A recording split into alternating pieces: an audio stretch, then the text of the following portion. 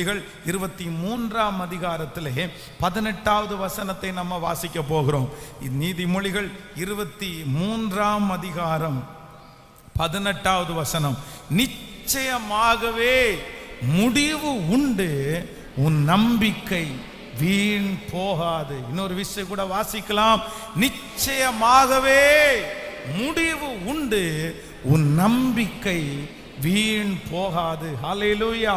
கர்த்தர் மூன்றாவதாக ஒரு வார்த்தையை சொல்லுகிறார். நமக்கு மூன்றாவதாக ஒரு முடிவை தரப்போகிறார். இந்த வசனம் மிக தெளிவாய் நமக்கு சொல்லுகிறது, உன் நம்பிக்கைக்கு ஒரு முடிவை கர்த்தர் தருவேன் என்று கர்த்தர் வாக்கு கொடுக்கிறார். எத்தனை பேர் ஆமோதிக்கிறீர்கள்? நம்பர் 1, முதலாவதாக நம்முடைய துக்கத்திற்கு கர்த்தர் ஒரு முடிவை கட்டளையிட போகிறார். நம்பர் 2, இரண்டாவது நம்முடைய தரிசனங்களுக்கு கர்த்தர் ஒரு முடிவை தரப்போகிறார். மூன்றாவதாக இந்த இடத்திலே வாசிக்கிறோம், நிச்சயமாகவே முடிவு உண்டு, உன் நம்பிக்கை வீண் போகாது. ஹல்லேலூயா. நம்ம நிறைய பேர் நம்புகிறோம். நிறைய காரியத்தை நீங்கள் நம்பி இருப்பீர்கள். பல மாதங்களாய் வருஷங்களாய் ஆண்டவர் சொல்லுகிற வார்த்தையை நம்பிக்கொண்டே இருந்திருப்பீர்கள். ஆனா நம்புறது போல எதுவுமே நடந்திருக்காது. அப்படியே என்னுடைய நம்பிக்கையெல்லாம் வீணாய் போச்சே. நான் ஒரு டெக்ஸ்டைல் மேனுஃபேக்சர் பண்ற ஒரு மிஷின் இருக்கு வச்சுக்கோ. ஒரு டெக்ஸ்டைல் துணி மேனுஃபேக்சர் பண்ற மிஷின் எல்லாம் வீணாய் போச்சே. நான் இத்தனை வருஷமா நம்பிட்டு இருந்தேனே, இனி அது எப்படி நடக்க போகிறது? ஆனால் கர்த்தர் இன்றைக்கு தெளிவா வாக்கு கொடுக்கிறாரு. இல்லை மகளே, இல்லை மகனே, உன் நம்பிக்கை ஒரு நாளும் கெட்டு போகிறதற்கு கர்த்தர் விட மாட்டார். உங்களை குறித்து கர்த்தர் நம்ப பண்ணினதை கர்த்தர் நிறைவேற்றுவார். உங்கள் பிள்ளைகளை குறித்து கர்த்தர் நம்ப பண்ணினதை கர்த்தர் நிறைவேற்றுவார். உங்களுடைய எதிர்காலத்தை குறித்து தேவன் நம்ப பண்ணினதை கர்த்தர் நிறைவேற்றுவார். ஹல்லேலூயா. சாதாரணமா நமக்குள்ள நடக்காத ஒரு காரியத்திற்கு நம்பிக்கை வராது. கண்டிப்பா நம்பிக்கை வராது. ஒரு நல்ல ஜெபிக்கிற பிரதர், ஒரு நல்ல ஜெபிக்கிற சிஸ்டர் ஒரு காரியத்தை உங்க மனசுக்குள்ள ஒரு நம்பிக்கை வருதுன்னா நீங்க அதை கேர்லெஸ்ஸா எடுக்காதீங்க. சாதாரணமா உங்களுக்கு அப்படி நம்பிக்கை வராது. என்னுடைய கணவனார் கண்டிப்பா ரட்சிக்கப்படுவார் அப்படின்ற ஒரு நம்பிக்கை உங்களுக்குள்ள ஆணித்தரமா இருக்கா? எத்தனையோ பேர் எதிர்த்தாங்க. அவங்க பெத்த அம்மா அப்பாவே சொல்றாங்க, அவன் மாற மாட்டான், நீ என்ன இன்னும் நம்பிட்டு இருக்க அப்படின்னு சொல்றாங்களா? ஆனா ஜெபிக்கிற உங்க மனசுக்குள்ள அது நடக்கும் அப்படின்னு நம்பிக்கை இருக்குதா? நீங்க அந்த நம்பிக்கையை உறுதியா பிடிங்க. அது உங்களுக்கு சாதாரணமா வந்ததில்லை. அத்தனை பேரும் எதிர்மறையாய் சொல்லும் போது, அத்தனை பேரும் நம்பிக்கை இல்லாம பேசும்போது உங்களுக்குள்ள ஒரு நம்பிக்கை வருமானால் அது தேவனால் கொடுக்கப்பட்டிருக்கிற நம்பிக்கை. அந்த நம்பிக்கைக்கு முடிவு கர்த்தர் வைத்திருக்கிறார். நீ நம்புகிற காரியம் கர்த்தராலே வரும். நீங்கள் நம்புகிற காரியம் கர்த்தராலே உண்டாகும். நீங்க நம்புகிறதை கர்த்தர் நமக்காய் செய்ய வல்லவராய் இருக்கிறார். ஹல்லேலூயா. நம்பிக்கையை பெருக பண்ணும் கர்த்தாவே அப்படின்னு நம்ம ஜெபிக்கணும். சில நேரங்களிலே வருடங்கள் மாதங்கள் தாண்டும் போது சிலருடைய நம்பிக்கை அப்படியே குறைவா போகுது, அப்படியே நாளுக்கு நாள் குறைஞ்சிருது. இல்லை, நீங்க ஜெபிக்க வேண்டியது என்னன்னா, என் விசுவாசத்தை வர்த்திக்க பண்ணும் ஆண்டவரே. எத்தனை பேரை ஆமோதிக்கிறீங்க? ஒரு காரியத்தை குறித்து கர்த்தருடைய சித்தமா இல்லையா அப்படின்னு தெரிஞ்சுக்கிறதுக்கு நீங்க என்ன பண்ணுங்க அப்படின்னா, ரொம்ப நேரம் நீங்க ஜெபம் பண்ணுங்க. நீங்க ஜெபம் பண்ணும்போது உங்க மனசுல ஒரு பெரிய சமாதானம், ஒரு பெரிய நம்பிக்கை வருமானால் கண்டிப்பா சொல்றேன், அந்த காரியத்தை கர்த்தர் நடப்பிக்க பண்ணுவார். ஆமேன். நம்முடைய இது ஒரு பெரிய சாட்சி. இது திருச்சபைக்காக கிட்டத்தட்ட 10 வருடங்களுக்கு மேலாக நம்ம ஜெபம் பண்ணிட்டு வர்றோம். இப்ப ஆரம்பிச்சது கிடையாது. பல ஆண்டுகளுக்கு முன்பாக, அதுவும் ஒரு 8 வருடத்துக்கு முன்பாக பார்த்தீங்கன்னா ஆண்டவர் நமக்குள்ள நம்பிக்கையை விதைக்கிறாரு பாருங்க. அப்போ இந்த கார்னர்ல 21 நாள் உபவாச ஜெபம் அப்படியே நடந்துட்டு இருக்குது. அப்போ இந்த கார்னர்ல ஒரு சின்ன அறை ஃப்ளெக்ஸில் 4 பக்கமும் செவர் மாதிரி பண்ணி நான் அங்கே தங்கிட்டு இருக்கிறேன். அப்போ ஒரு தீர்மானம், 21 நாள் சர்ச்சை விட்டு எங்கேயுமே வெளியே போகாத ஒரு தீர்மானம். அப்போ சொந்த இடத்திற்காக ஜெபம் பண்ணுறோம். நம்ம இந்த இடம் காலியா இருக்குது, ஆனா இந்த இடத்த நம்ம வாங்க மாட்டோம். ஒரு 15 சென்ட் இடம் இருந்தா கூட நமக்கு போதுமானது. அப்போ இந்த இடத்திற்காக ஜெபம் பண்ணிட்டு இருக்கும்போது குறிப்பிட்ட அந்த நாள்ல பாத்தீங்க அப்படின்னா எனக்குள்ளே ஒரு பெரிய ஸ்பீடு வருது, எனக்குள்ள ஒரு பெரிய நம்பிக்கை வருது. இல்ல நம்ம இந்த இடத்துக்கு ஜெபம் பண்ணா என்ன, நம்ம இந்த இடத்துக்கு கர்த்தரிடத்துல கேட்டா என்ன அப்படின்னு ஒரு பெரிய நம்பிக்கை வருது. கர்த்தர் தருவாரு, எத்தனையோ பேருக்கு செஞ்சிருக்கிறாரு, நமக்கு ஏன் தரமாட்டாரா? அப்போ அந்த வேகம் அதிகமாகி அதிகமாகி அந்த விசுவாசம் எனக்குள்ள பலப்பட்ட உடனே அப்படியே 2-3 தம்பிமார்களை அன்னைக்கு அசிஸ்டன்ட் பாஸ்டரா இருந்தவங்களை கூட்டிட்டு போய் ஒரு 5 ரூபாவை அப்படியே விசுவாசத்தோட, நீங்க தந்ததற்காக நன்றி, உங்களுக்கு நான் அட்வான்ஸ் பண்றேன், பரலோகத்துக்கு நான் அட்வான்ஸ் பண்றேன். அப்ப அந்த நாளை இன்னைக்கு எனக்கு முன்னாடி நான் நினைச்சு பார்க்கிறேன். எங்க இருந்து வந்துச்சு உனக்கு இந்த தைரியம்? உங்க அப்பா பணக்காரன்னு வந்துருச்சா, இல்ல உங்களுடைய சபை ஜனங்கள் எல்லாம் பெரிய கோடீஸ்வரங்கன்னு வந்துருச்சா? பார்த்தா எதுவுமே இல்லை.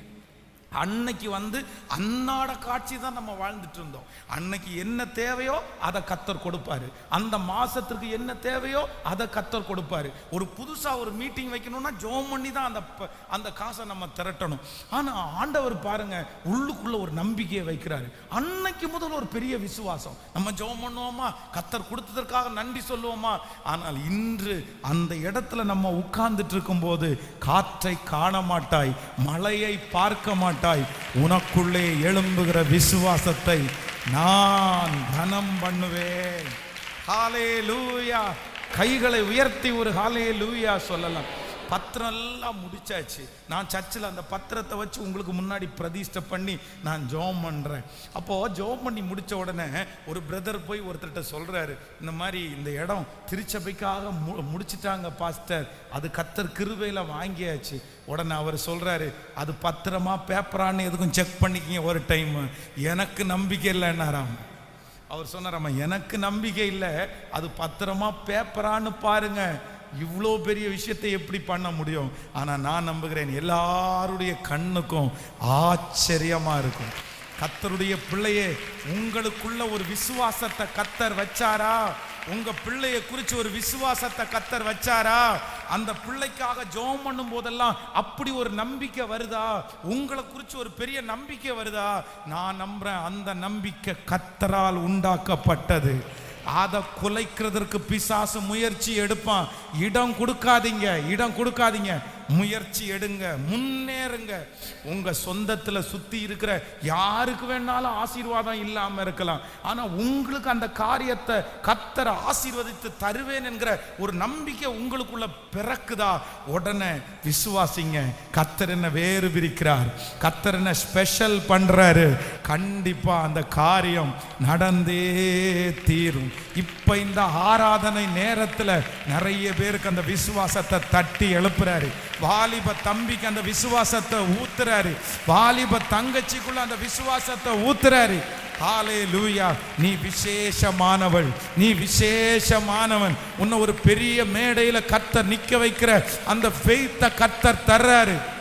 ஹல்லேலூயா! உங்களுடைய வார்த்தைகளால் அநேக மனிதர்கள் பிழைக்கிற அந்த நம்பிக்கையை கர்த்தர் தர்றாரு. விசுவாசத்தை கனப்படுத்துகிற கர்த்தர், விசுவாசத்தை கனப்படுத்துகிற கர்த்தர், எங்களுக்குள்ளே எழும்பும் நம்பிக்கைகளை உறுதிப்படுத்துகிற ஒரு நல்ல தேவன். நிச்சயமாகவே முடிவு உண்டு. உன் நம்பிக்கை ஜெபத்திலே உங்களுக்கு இருக்கிற நம்பிக்கை, ஆராதனையிலே உங்களுக்கு இருக்கிற நம்பிக்கை, ஆண்டவர் பேரிலே உங்களுக்கு இருக்கிற நம்பிக்கை, வாக்குத்தத்தம் பேரிலே உங்களுக்கு இருக்கிற நம்பிக்கை, கர்த்தர் சொல்லுகிறார் வீண் போகவே போகாது, ஒரு நாளும் வீண் போகாது. கைகளை அசைத்து சொல்லுங்க, முழு பலத்தோடு சொல்லுங்க, நான் நம்புகிறேன் ஆண்டவரே. சொல்லுங்க, ஆண்டவரை பார்த்து சொல்லுங்க, நான் நம்புகிறேன் ஆண்டவரே, நான் விசுவாசிக்கிறேன் ஆண்டவரே, நான் விசுவாசிக்கிறேன் ஆண்டவரே. ஹல்லேலூயா, ஹல்லேலூயா. ஒரு அற்புதமான ஒரு சாட்சியை உங்களுக்கு முன்பாக சொல்லுகிறேன் ஆண்டவருடைய பிள்ளைகளே. கடந்த நாட்களிலே பாஸ்டர் அம்மாவோடு சேர்ந்து இப்போ காலேஜில் படித்த ஒரு சகோதரி ஃபோன் பண்ணாங்க. அப்போ அவங்க ஒரு மாதத்துக்கு முன்பாக ரொம்ப நெருக்கத்தோடு ஃபோன் பண்ணாங்க. என்ன அப்படின்னு சொன்னால், டாக்டர்கள் அந்த பிள்ளையை அவங்கள செக் பண்ணிட்டு அவங்களுக்கு டிபி வியாதி ரொம்ப முத்தி போய் இருக்குன்னு சொன்னாங்க. அவங்களுடைய எலும்பெல்லாம் பயங்கரமான பெயின், ரொம்ப பெரிய பிரச்சனையிலே பாதிக்கப்பட்டு ஒரு 4-5 வருடங்களாய் வீட்டை விட்டு எங்கேயுமே வெளியே போகாம அப்படியே ரொம்ப சோர்வாய் பலவீனமாய் படுத்த படுக்கையை போல அவங்க கிடந்தாங்க. அப்போ அன்னைக்கு ஜெபம் பண்ணும்போது அவங்கள்ட்ட அவங்க சொன்னாங்க, பாஸ்டர் உங்கள் மனைவி தான் என் கூட படித்தவங்கன்னு எனக்கு தெரியல, இப்போ தான் நான் கண்டுபிடிச்சேன், எனக்கு ரொம்ப சந்தோஷமாக இருக்குது அப்படின்னு சொல்லி நான் அந்த பிள்ளைக்காக ஜெபம் பண்ணேன். சரி நான் ஜெபம் பண்ணுறேன், கர்த்தர் உங்க கூட இருக்கிறாரு. இல்லை மரண பயம் எனக்குள்ளே இருக்குது, நிறைய பேர் மரிச்சிருவேன் அப்படின்றாங்க, ஒவ்வொரு நாளும் ஒவ்வொரு ரிசல்ட் சொல்கிறாங்க. எனக்கு என்கிட்ட இருக்கிற அந்த ரிசல்ட்டை நீங்கள் பார்த்தீங்கன்னாலே, அந்த நான் எடுத்த அந்த டெஸ்ட் ரிசல்ட் பார்த்தீங்கன்னா அத்தனை இருக்குது, எனக்கு நம்பிக்கை இல்லை, ரொம்ப பயமாய். அப்போ அந்த பிள்ளைக்காக பாரத்தோடு நாங்கள் ரொம்ப ஜெபம் பண்ணோம். அப்புறம் கடைசி ஒரு டெஸ்ட்டுக்காக நான் போகிறேன், எனக்காக ஜெபம் பண்ணிக்கிங்க அப்படின்றாங்க. நான் சொன்னேன் தாராளமாக நீங்கள் போங்க, நான் ஜெபம் பண்ணிக்கிறேன் அப்படின்னு. அடுத்த நாள் ஞாயிற்றுக்கிழமை, திங்கக்கிழமை அவங்க ஹாஸ்பிட்டலுக்கு போகிறாங்க. ஞாயிற்றுக்கிழமை அந்த வாரத்தில் நம்ம கொடுத்த செய்தி கழுகை போல கர்த்தர் உங்களை பலப்படுத்துவார் அப்படின்னு நான் ஒரு பிரசங்கம் பண்ணுறேன். அந்த பிரசங்கத்தை அவங்க லைவில் அவங்க கேட்டுட்டு இருக்கிறாங்க. அடுத்த நாள் திங்கக்கிழமை காலையில் அவங்க அந்த ஃபைலை எடுத்துட்டு ஹாஸ்பிட்டலுக்கு போகும்போது அந்த ஹாஸ்பிட்டலுடைய வாசலில் ஒரு கழுகு அப்படியே உட்கார்ந்துட்டு இருந்துச்சாமா. நேச்சராகவே ஒரு கழுகு அப்படியே உட்கார்ந்துட்டு இருந்துச்சாமா. இதை பார்த்துட்டே போகும்போது அவங்க சொன்னாங்களாமா, நேற்றைக்கும் கழுகை பற்றி பிரசங்கத்தை கேட்டோம், இன்னைக்கு நமக்கு முன்னாடி கழுகு உட்கார்ந்துட்டு இருக்குது, கழுகை போல புது பலன் அடைந்து செட்டைகளை போல உயரே எழும்புவீங்கன்னு நேற்றைக்கு பிரசங்கத்தை கேட்டோம்னு உள்ளுக்குள்ள அந்த ஹாஸ்பிட்டலுக்குள்ள போனாங்களாமா. பதட்டத்தோட பயத்தோட. மிகப்பெரிய ஆச்சரியம், அந்த டாக்டர் அவர்களை செக் பண்ணி பார்த்துட்டு உங்களுக்குள்ள ஒரு பலவீனம் கூட இல்லை, நீங்க நார்மல் அப்படின்னாரு. கம்ப்ளீட் நார்மல், கம்ப்ளீட்டா நார்மல். அப்போ திரும்பி வரும்போது அந்த சிஸ்டர் சொல்லிட்டே வந்தாங்களாமா, எஸ் கர்த்தர் பேசிட்டாரு, கர்த்தருக்கு காத்திருக்கிறவர்களோ புது பலன் அடைந்து. அதுக்காக தான் சிம்பாலிக்கா கர்த்தர் ஒரிஜினல் கழுகே கொண்டு வந்து காமிச்சாருன்னு இன்றைக்கு அவர்கள் ஒரு பெரிய சாட்சியா இருக்காங்க. அப்ப நான் நம்புறேன், உங்களுக்குள்ள கர்த்தர் ஒரு வார்த்தையை பிரசங்கம் பண்ணும்போது ஒரு விசுவாசத்தை போடுறாரா, தட்டி கழிக்காதீங்க பிரதர், வாலிப தம்பி, தட்டி கழிக்காத. ஊழியத்திற்காக யாராவது பிரசங்கம் பண்ணும்போது உனக்குள்ள ஒரு அனல் உண்டாகுதா, நீ அதை தட்டி போடாத. ஏதாவது ஒரு எவாஞ்சலிஸ்ட் ஜெபம் பண்ணும்போது உனக்குள்ள ஒரு பெரிய அனல் வருதா, தட்டி போடாதீங்க. இல்லைன்னா யாராவது ஒருத்தர் ஒரு வீடு கட்டி பிரதிஷ்டை பண்ணும்போது நீங்க போய் நிற்கும் போது கர்த்தர் உனக்கு இந்த மாதிரி ஒன்று தருவாருங்கிற ஒரு அனல் உங்களுக்குள்ள வருதா, அதெல்லாம் ஆண்டவர் உங்களுக்குள்ள கொடுக்கிற விசுவாசம், உங்களுக்குள்ள கர்த்தர் இருக்கிறதுனால உண்டாகிற ஃபெய்த். அதற்கு நீங்க உருவம் கொடுக்கணும், அதற்கு நீங்க ஜீவன் கொடுக்கணும், அதை நீங்க இன்னும் நம்பணும். கர்த்தர் சொன்ன வாக்குத்தத்தம் என்று அதை நினைச்சும் போது நான் நம்புறேன், ஏற்ற காலம் வரும்போது நான் நம்பி இருக்கிற கர்த்தர் நிச்சயமாகவே முடிவு உண்டு. உங்கள் நம்பிக்கையை வீண் பண்ண மாட்டார், விசுவாசத்தை கர்த்தர் கனப்படுத்துவார். அத்தனை பேர் சொன்னதற்கு பிற்பாடும் உங்களுக்குள்ள ஒரு விசுவாசம் இருக்கிறது என்றால் அது கர்த்தரால் வைத்த விசுவாசம். அல்லேலூயா. தாவீது கோலியாத்திற்கு முன்பாக போகிறதற்கு ஆயத்தமாகும் போது சுற்றி இருக்கிற எல்லாருமே சொல்றாங்க, போ வேண்டாம், போ வேண்டாம், நீ போகாத, அவன் சிறு வயது முதலே யுத்த வீரன், அவனை ஜெயிக்க ஒன்னால முடியாது. ஆனா எத்தனை பேர் சொன்னாலும் அந்த தாவீதுக்குள்ள ஒரு பெரிய விசுவாசம் இருக்கு பாருங்க. இல்ல, நீ பட்டயத்தோடும் ஈட்டியோடும் வருகிறாய், நானோ நீ நிந்திக்கிற இஸ்ரவேலின் இராணுவங்களின் தேவனுடைய நாமத்திலே வருகிறேன். அந்த விசுவாசம் அவனுக்குள்ள பொங்குது, அந்த விசுவாசம் அவனுக்குள்ள பெருகுது. அதனால நான் இன்னைக்கு உன்னை ஜெயிப்பேன்னு போறான். வேதம் சொல்லுகிறது, அவன் போய் நிற்கும் போது சத்துரு வெட்கப்பட்டு போனான். ஹல்லேலூயா. இது ஒருவேளை ரொம்ப காலதாமதம் ஆகலாம் திருமணத்திற்கு. ஆனா உங்க மனசு சொல்லலாம், எல்லாரை விட ஒரு நல்ல வாழ்க்கையை கர்த்தர் எனக்கு தருவாருன்னு உங்க ஆழ் மனசு சொல்லலாம். ஆனா சுற்றி இருக்கிற எல்லா வார்த்தைகளும் நெகட்டிவாவே இருக்கலாம். ஆண்டவருடைய பிள்ளையை உங்களுக்காக தான் கர்த்தர் பேசுறாரு. நீ அந்த விசுவாச வார்த்தையை பலப்படுத்த ஆரம்பிச்சிரு, அந்த சத்தத்தை பலப்படுத்த ஆரம்பிச்சிரு. அந்த விசுவாச வார்த்தை சொன்னது போலவே அநேகரை விட கர்த்தர் உன் வாழ்க்கையை சிறக்க பண்ணி, ஓ ஹalleluya, கர்த்தருடைய வார்த்தையை நிலைப்படுத்துவார். ஆமென் சொல்லுங்கள். என்னுடைய நம்பிக்கைக்கு ஒரு முடிவை கொண்டு வருகிறவர் கர்த்தர். நான் நெடுநாள் நம்பி இருக்கிறது நடக்கும்.